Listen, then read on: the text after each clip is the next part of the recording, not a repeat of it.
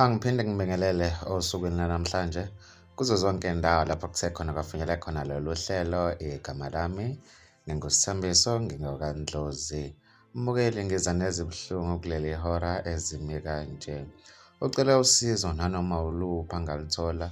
Owesilisa ugama lakhe lengontando wakamhlongo onenkinga yokucayi yokuvuvukelela isitho sakhe sangasese phecelezi amasende ngesiZulu ilumba. Kubukeka ukuthi lo mlisa ulande wathi usezame konke okusemandleni odokotela okutholeni usizo kodwa uthe bayahluleka nabo akazibonele ukuthi uzilapha kanjani. Ubesecela nanoma ubani onolwazi ukuthi angasizakala kanjani aphumele ubala amlekelele ngoba impilo yakhe isengcupheni, akakwazi nokwenza lutho ngoba usehlala esegcekeni, usaba nokuphuma ngaphandle ngenxa yabantu abahlezi bembabaza uma bembona. Ngiyabingelela nje kubantu bonke abase-South Africa la bekhona. Inkinga enginayo inzima kakhulu ongangokuba impilo manje simile, akusekho ukuqhubekela nje phambili. Nginanendodana nje engakwazi ukuthi ngiyikhulise njengobaba. Bengicela ukuthi onolwazi lwalento le engiphethe angisize. Ngathi ngakuthokozela lokho kakhulu.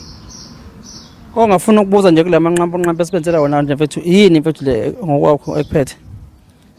Lana nje nami igama ngeke ngize ngikutshele bafa ngilazi. Kodwa nje into ekhona yisona nje isikhwama lesamadoda sivuvukele ngazuthi sinamanzi phakathi. Kodwa manje odokotela bahlulekile ukwathola amanzi. Yebo mfethu. Amanzi nje bathi mangifake ikenini zakhona la abahlangani nawo abazi ukuthi yini abazoyimpompa. Ekugcineni nje bagcine sebengitshela ukuthi alukho siza bangakazi ukuthi banginike lona ngoba nabo bayahluleka. Ungaveza nefethu kunjani ngalokho mhlawumbe uthi Kukanjena nje isona nje isikhwama konke enye into iyasebenza kahle.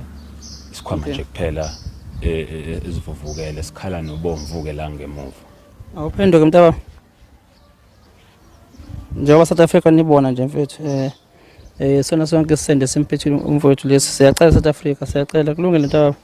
Siyacela South Africa, siyacela sicela usizo kodwa